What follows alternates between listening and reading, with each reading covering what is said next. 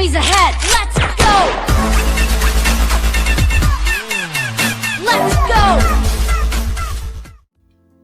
Mobile apps are dominating the current business strategies, which are focusing more on digitalization and mobility. In today's digital world, where time is market to everything, enterprise usually approach third-party mobile app vendors for app development, which will be used for in-house purpose only. A third-party mobile app serves a variety of business operations like emails, calendar, invoice generation, payment processing, etc. On the other hand, employees becoming more tech-savvy and using third-party applications at workplaces. This puts both the enterprise and the users at risk, with mobile security and privacy threats becoming a major challenge for the IT departments. So, in this video, let us see about third-party apps and the hidden dangers of using third-party apps. Without wasting any more time, let's get started.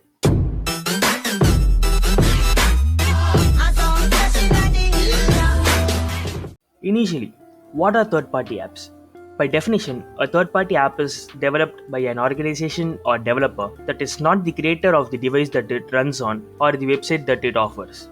Depending on the source, third-party apps can either be allowed or forbidden by the specific device manufacturers. Let us understand this by an example. Google Chrome works as a native browser app on Android devices. However, all other browser apps are present on the Google Play Store, which are third-party apps. Despite not being developed by Google, these apps are approved for use on Android devices. Similarly, social media giant Facebook permits some gaming apps on its site which they did not develop.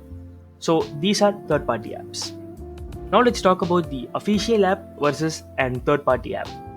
While third-party apps are created by developers who do not belong to the device manufacturing company, native or official apps are created and distributed by the company who manufactures the device. A few examples of native apps for Apple devices are like iTunes, iBooks, iCloud, etc. Official apps were developed using the software making company's proprietary source code.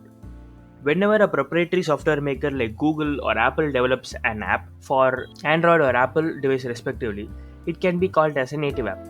Official apps can be available as third-party apps for other types of devices as well. So, just because an app is a native app to one device, it doesn't mean that it can't function on another device. For example, Safari browser is the native to iOS devices, but it has a version that can work with Android devices as well. So, it becomes a third-party app on Android. So, this is what third-party app is.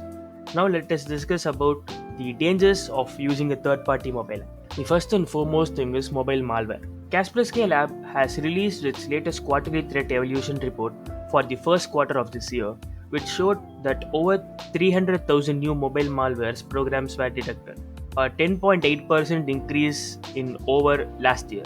This shows that the global threat landscape is evolving at a fast pace as malicious programs are on the rise. Even though Apple iOS is less vulnerable to malware as compared to Android, but two significant malwares, Xcode Ghost and YA Spectre, were reported in last September and October. These were found in mobile apps distributed through iTunes App Store.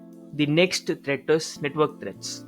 When employees use a third-party mobile app, they are vulnerable to threats on the network as well. Even though most enterprise networks are secure, it might not be necessary that the networks employees get connected to outside the office are secure enough. App users are prone to man-in-the-middle attack and Wi-Fi sniffing if connected to an unsecure Wi-Fi network. Now let's talk about the emerging attack techniques for third-party apps. With the increase in the adoption of devices and the third-party apps in the corporate networks, cybercriminals have changed their attention and focus towards these companies. The main intention of these cyber attacks is to gain entry into enterprise data. Third-party apps are easily exploitable and they become a weak link in the cybersecurity chain. These apps developed by third-party developers and partners are being targeted.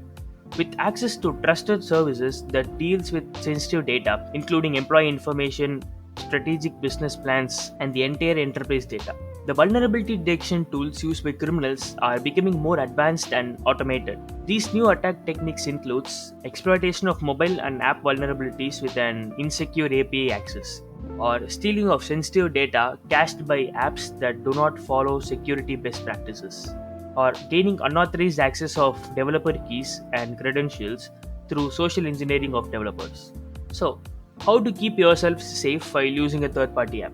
Although all these incidents make mobile security a critical affair, one can overcome these challenges by using mobile security testing tools for whitelisting mobile apps used in enterprises.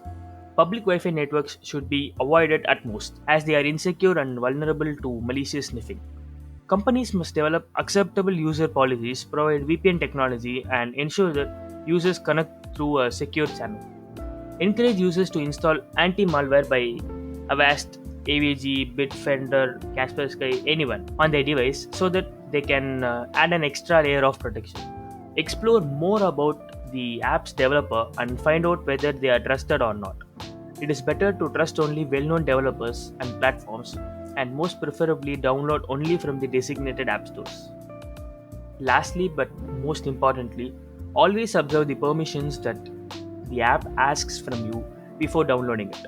Consider only those third party apps which ask for permission they actually need. So I guess that's all for this video. Thanks for watching and hope you guys liked it. Comment down below your thoughts and suggestions for our future videos. And if you are new to this channel, a sub would be massively appreciated. I'll be seeing you guys in the next video.